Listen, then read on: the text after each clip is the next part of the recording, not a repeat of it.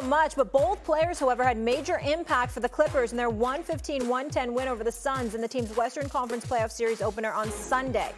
Leonard poured in 38 points, while Westbrook was a menace everywhere but the scoring column. 9 points, 10 rebounds, 8 assists, 3 blocks, 2 steals. Here's Westbrook. My whole career, man, I've been proud of myself every season to do everything. I think I'm one of those guys that can do everything each and every night. Like I've always told you guys, whatever's needed of me to win the game, I'll do it. I'm just grateful that, T. Lue and the staff believe in me regardless of my shots not falling, allowing me to be able to make an impact on the team and winning. On the Suns side, Kevin Durant has now lost 7 straight playoff games dating back to Game 6 of the Nets' 2021 East Semi-Series against the Bucks. He averaged 30.3 points per game during this streak. Only Michael Jordan has scored more points per game during a 7-game postseason losing streak in NBA history. Now, prior to the game, Woj reported that the Clippers would likely be without Paul George for this entire series because of a sprained right knee. All right, Perkins, can the Clippers win this series without Paul George? Oh no, Molly, you are not about to pass that to me right now. I need to hear from SA. You are not about to pass that to me this early. I need to hear from him, Mr. Kevin Durant and D. Booker and CP3, the point guard. I need to hear from you.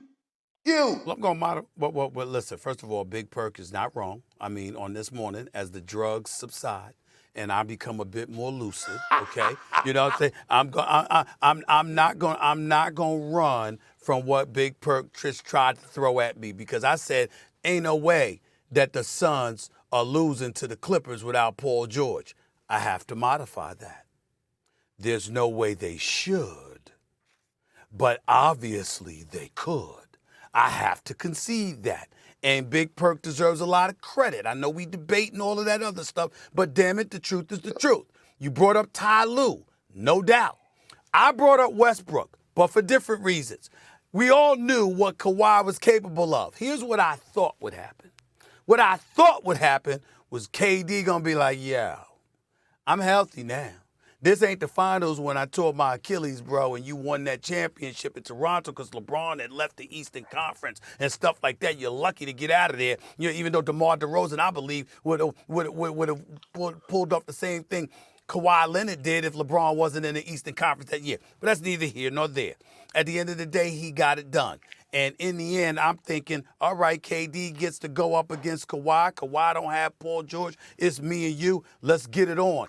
And I'm going to tell you what alarmed me. It's a little nugget, and I understand it's schematic. It's not something that's held against KD or anything like that. When Kawhi had the ball in the fourth quarter, far more often than not, particularly as the game waned, I saw somebody else guarding him. When KD had the ball, I saw Kawhi. And so that I'm paying attention to stuff like that. Now let me say this. Clippers played a hell of a game. Kawhi did his thing. I cannot say enough about Russell Westbrook. I don't give a damn that he shot 3 for 19. I mean, that was bad. 3 for 19, want to see that is not impressive.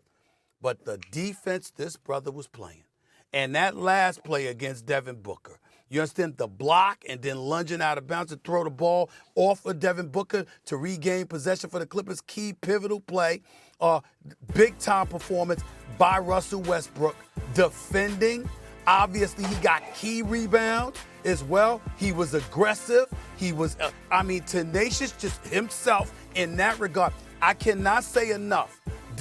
Russell Westbrook's performance last night is why I loved his arrival to the Los Angeles Clippers. Because whether it was John Wall, who had been injured for a couple of years and just wasn't the same, or Reggie Jackson before him, who obviously could play and could shoot, Russell Westbrook brings a different level of energy and passion than those guys bring. And considering Paul George, who's Mr. Mellow, and Kawhi Leonard, who's excessively so in his own right, you need that if you're the Los Angeles Clippers. That's what they got from Russell Westbrook last night. So I'm going to modify my position by saying, having said all of that, the Suns should still win this series. Without Paul George, there is no excuse for Kevin Durant and Devin Booker to be losing this series. And if Kevin Durant and Devin Booker, more so Kevin Durant, goes home in the first round to a Paul George-less Clippers,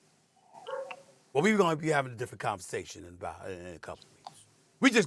I'm going to save it for that. We're going to be having a different conversation in a couple of weeks. Because the Suns, I still concede, Big Perk, the Suns, there is no way in hell they should lose this series without having to go against Paul George and Kawhi Leonard, who the Clippers were 24-14 when both of them were in the lineup, 16-15 when at least one of them was missing. There's no excuse that you lose this series, to a Paul George-less Los Angeles Clippers squad. Suns better not lose this series. They better not lose. I'll say that. You know, on Friday when we had to go to break, and I was so mad because you remember when I said you think you slick? See, okay.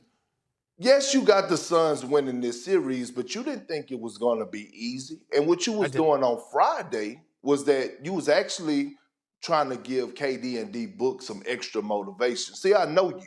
I know you. That's why you was saying they better not, I know you. I know that. That's the first getting to the free throw line. I'm saying, well, damn. Monty tried to go with Bismack Biyombo in the first half. That didn't work. He went with our other guy that came in off the bench. And so when I look at the depth, people kept saying, well, why is KD coming out so passive? Why is he not coming out aggressive?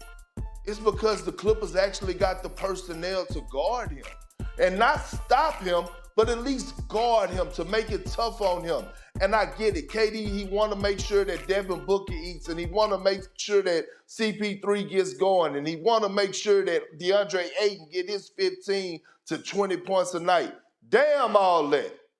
Kawhi Leonard walked in that building last night with it on his mind.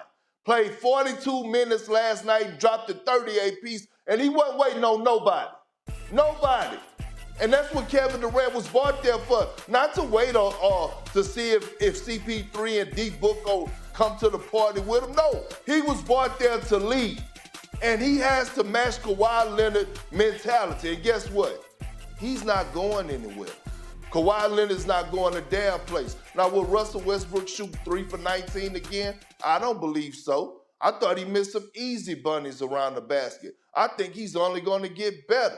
But when it comes down to this, and this is the last thing, when it comes down to coaching, no disrespect to Monty Williams, no disrespect whatsoever. I think he's a hell of a motivator. But when it comes down to X's and O's and drawing up keys, plays, and defensive assignments and things to that nature, I know one thing about that light-skinned brother over there named Ty Lue. I know he's in that dungeon, in that cave, and he's getting it done. He's getting it done behind the scenes. And Stephen A. Molly, this is why you see certain things happen throughout the course of the game. Every shot, almost every shot that the Phoenix Suns took last night was tough and contested. Even when they pump faked and got guys out of the way, we seen guys from the Clippers challenging the shots from behind. You actually work on things like that in practice and watch and go over things like that in shoot-around. Mm-hmm. So that goes to show me that the game plan was on point. We know that the Phoenix Suns lead the league, or one of the league leaders in pull-up twos in the mid-range. We know that. But what we're going to do is we're going to make those shots even tougher. We're going to make them miss and not hope they miss. A couple of things to be said. First of all, Monty Williams, former coach of the year. Monty Williams is a hell of a coach. Having said all of that, there's no debating that Ty Lue might be the best coach in all of basketball. Ty Lue is big time. And I'll go a step further. The Lakers cost themselves a couple of years of productivity by not hiring him outright and making sure he was their coach from day one. Excuse me. They should have never let him get to the Clippers. So let's just get that out the way right now. We all know this. Having said all of that, it's important that we understand what's at stake when it comes to Kevin Durant. You know what I religiously state. When healthy, I believe that Kevin Durant is the best on the planet. That's what I believe. If things continue to go this way in this first round, obviously I'm going to have a different narrative. Let's just call it what it is. Ain't no way around it. all right? Because if Kawhi Leonard's out on the court giving it to you, and on top of it all, they handling their business, and you're not stepping up and doing what you're supposed to do in a series that doesn't have Paul George, that is problematic. I don't care what the Clippers have. We know that losing Paul George compromises them to some degree. They're not better without him. They're still very good, exceptionally well coached. The adjustments will be made, but they're not better without Paul George. And to not have Paul George to worry about and to go out there and to still lose this series to the Los Angeles Clippers is entirely unacceptable. It cannot happen. And a level of assertiveness that, see, to me, it's not about the leadership so much. You gotta take the ball and be like, give it to me. I'm tired of all of this nonsense. I'm answering the call. That's what you have to do if you're KD in this series. And the fact that you have Devin Booker and DeAndre Ayton and CP3 should help you be able to do that against a Clippers team without Paul George. Thanks for watching ESPN on YouTube. For live streaming, sports, and premium content, subscribe to ESPN+.